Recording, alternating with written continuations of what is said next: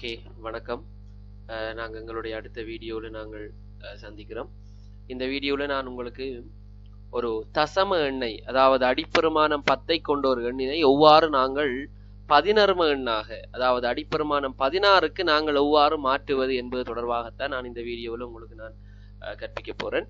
அந்த அடிப்படையிலே கடந்த இது வீடியோகளில் பார்த்தீர்களாக இருந்தால் அடிப்பெருமானம் 10 கொண்ட ஒரு எண்ணை அடிப்பெருமானம் 2க்கு எவ்வாறு மாற்றுவது, அடிப்பெருமானம் 10 கொண்ட ஒரு எண்ணை அடிப்பெருமானம் 8க்கு எவ்வாறு மாற்றுவது என்ற தொடர்பாக நான் உங்களுக்கு சொல்லியிருந்தேன்.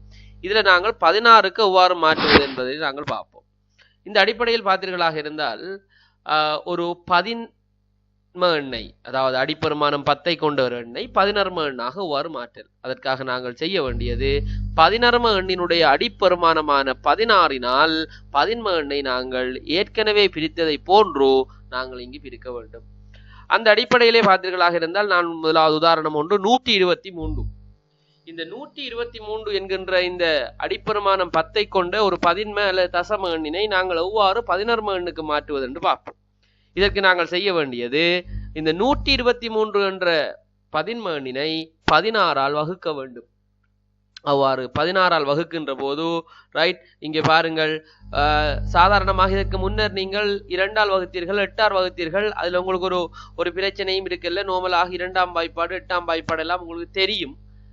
இது 16ஆம் வாய்ப்பாடு உங்களுக்கு கொஞ்சம் கஷ்டமா தான் இருக்கு. அதுக்காக நீங்கள் சலனப்பட தேவையில்லை. நீங்கள் நோமலாக எழுதி பாருங்கள். இப்ப 16 நாம ஒரு சும்மா ஜஸ்ட் ஒரு கெஸ்ஸிங்ல போட்டு பார்க்கிறோம். 5 அளவு இருக்கிறது, 6 அளவு இருக்கிறது, 7 அளவு இருக்கிறது. இப்ப நான் ஜஸ்ட் பாருங்க, பக்கத்துல 16 7 அளவு இருக்கிறீங்க. பேருக்கு நேரத்தின 112 வருது. அப்ப 123ல இருந்து 112 கழிச்சா மிச்சம் 11 வருது. ஆகவே நான் என்ன இடத்தை போடுறேன், ரைட், 7 முறையும் மிச்சம் 11. இந்த 11 எண்ணில 11 நாங்க 11 பாவிக்க இயலாது. நான் ஏற்கனவே முதலாவது வீடியோவில் உங்களுக்கு சொல்லி இருந்தேன். நான் 11 எண்கள்ல 0 தொடக்கம் 9, 10க்கு A, 11க்கு B, 12க்கு C, 13க்கு D, 14க்கு E, 15க்கு F என்று சொல்லி கூறியிருந்தேன்.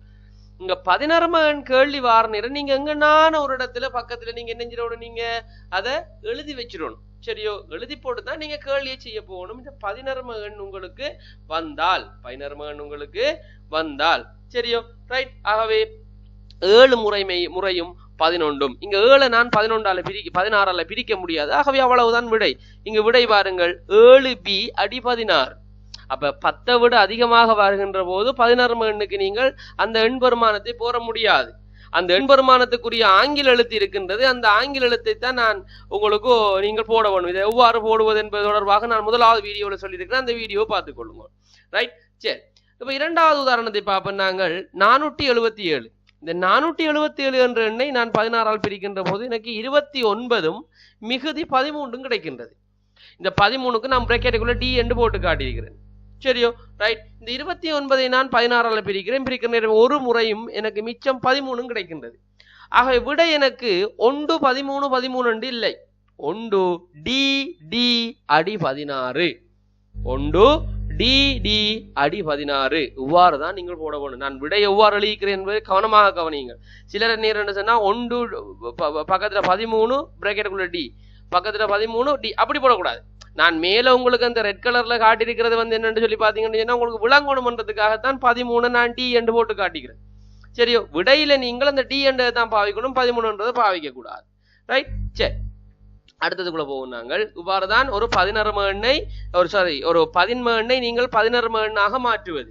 வேற வழி இல்லை, இதான் முறை. இதை தவிர வேற எந்த மெதட்டை நீங்க பாவிக்க கூடாது. இதுதான் உங்களுக்கு ஸ்கீம்ல இருக்கிற மெதட். அடுத்தது பார்ப்போம். நாங்கள் ஒரு 3 கேள்விகள் இருக்கு உங்களுக்கு. அதுல முதலாவது கேள்வி 120 என்கின்ற ஒரு 11 அதை நீங்கள் 11 எண்ணாக மாற்ற வேண்டும். இரண்டாவது 199, மூன்றாவது 260. இதுல பார்ப்போம், நாங்கள் 120ஐ நீங்கள் அதாவது 16க்கு மாற்ற வேணுமாக இருந்தால் நீங்க 16ஆல பிரிக்கிறீங்கள். 120ஐ 16ஆல் பிரிக்கின்ற போது நான் சொன்ன மாதிரி எழுதி பெருக்கி பாருங்கள். 7 முறையும் மிச்சம் உங்களுக்கு 8 பேர்.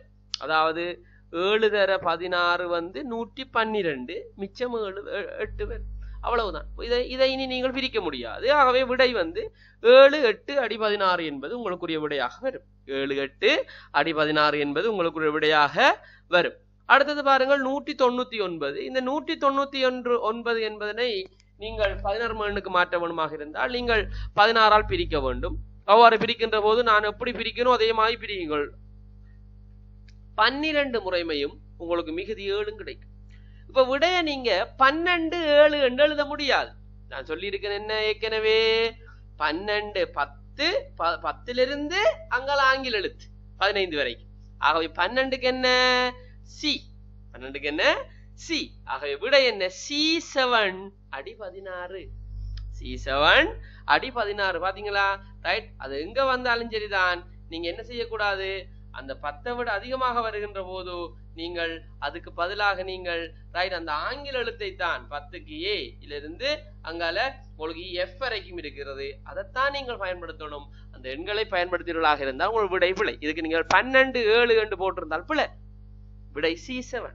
கட்டாயம் அடி போடணும் 16.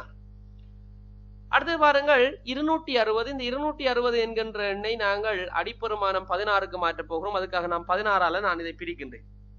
அதுக்காக நான் 16ஆல் இதை பிரிக்கின்றேன். 16ஆல் நான் பிரிக்கின்ற போது 16 முறையும் மிச்சம் எனக்கு 4 கிடைக்கும். ரைட், சரியோ? ரைட். 16 தர 16 256 மிச்சம் 4. 16ஐ 16ஆல் பிரிக்கின்ற போது ஒரு முறையும் மிச்சம் எனக்கு 0 கிடைக்கும். ஆகவே விடை 104 அடி 16 என்பதாகும்.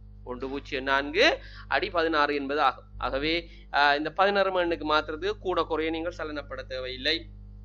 சாதாரணமாக ஆறுதலாக நீங்கள் இதுக்கு 16ஆம் வாய்ப்பாடு பாடமாக்கணும் என்ற அவசியமும் இல்லை. நோமலா எழுதி பெருக்கி பார்க்கலாம். ஒரு கேள்வி 2 கேள்வி தான் வரப்போது உங்களுக்கு 16 எண்ணில். ஆக இதை எழுதி பெருக்கி நீங்கள் பார்த்தீங்கன்னு சொன்னால் போதுமானது. இதுல எந்த விதமான நேர வீண் விரயமும் உங்களுக்கு எடுக்க போவதில்லை. சாதாரணமாக நீங்கள் செஞ்சு கொண்டு இதை நீங்கள் போகலாம். சரியோ?